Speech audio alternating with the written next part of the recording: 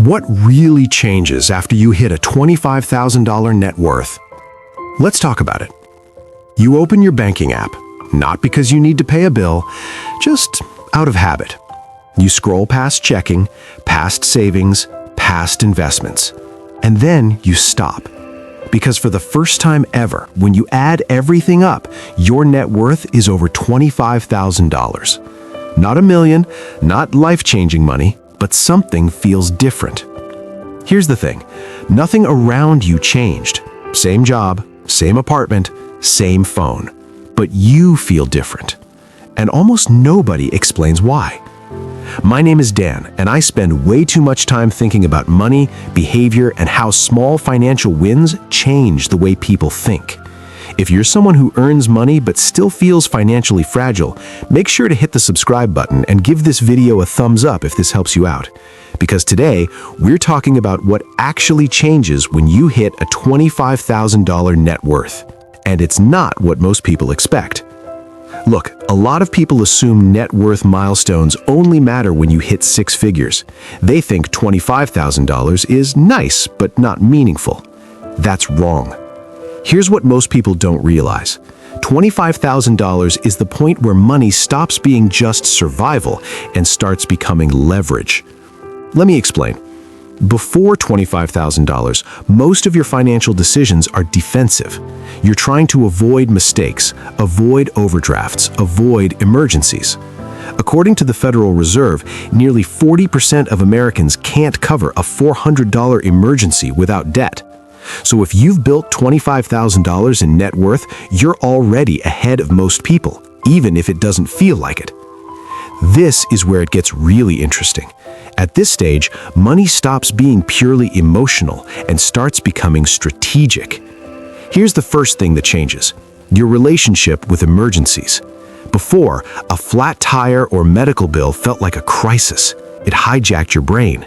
Now, it's annoying, not terrifying. Because when you know you can absorb a hit, your stress response drops. Psychologists call this cognitive bandwidth.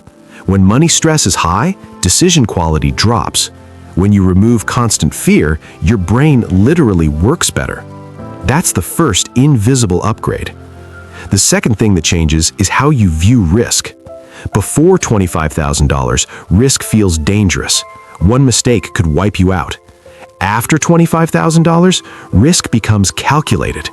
You can say no to bad jobs. You can wait for better opportunities. You can invest without panicking at every dip. Look, the stock market averages around 9 to 10% annually over long periods, but most people don't earn that, not because markets are bad, but because fear makes them sell early. At $25,000, you're not rich, but you're stable enough to stay invested. And staying invested is where wealth actually comes from. Here's the third shift, and this one surprises people.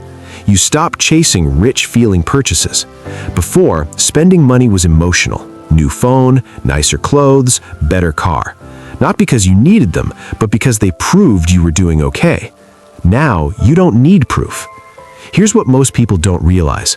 Once your net worth hits a certain point, status spending loses its power. You start asking different questions. Will this grow? Will this slow me down? Is this worth the trade-off? That's not discipline, that's confidence. Now, you might be thinking, okay, but $25,000 still isn't freedom. You're right. It's not freedom. It's momentum. And momentum changes behavior faster than money itself. Let's talk math for a second.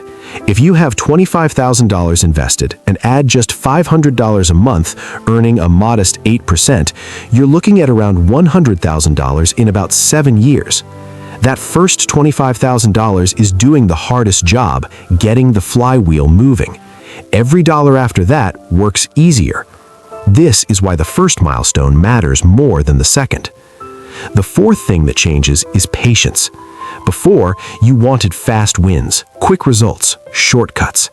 After $25,000, you understand something most people never internalize.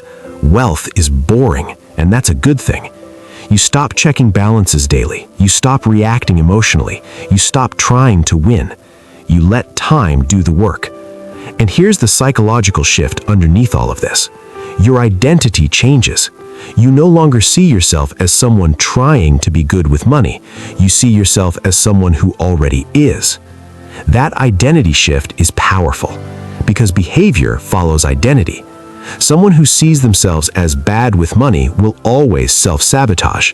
Someone who sees themselves as an investor thinks long-term by default. This is why $25,000 is a tipping point, not financially, mentally. So, how do you actually reach and protect this milestone? First, stop obsessing over income and focus on retention. It doesn't matter how much you make if you keep upgrading your lifestyle. Second, automate your progress. Invest automatically, save automatically, remove willpower from the equation. Third, protect your downside. Emergency fund first, high interest debt gone, then invest. This order matters. And finally, don't rush the next milestone. Most people sabotage momentum because they get impatient.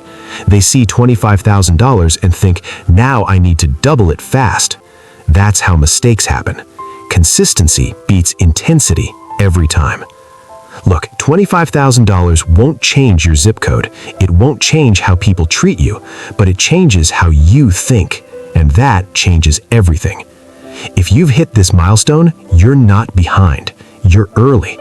And if you're still on the way there, this is the hardest part. After this, it gets quieter, clearer, more controlled. If this video helped you see money differently, hit the like button. It genuinely helps the channel. Subscribe if you want more honest conversations about building wealth without hype. Because the goal isn't to feel rich for a moment. It's to build a life where money stops being the main source of stress.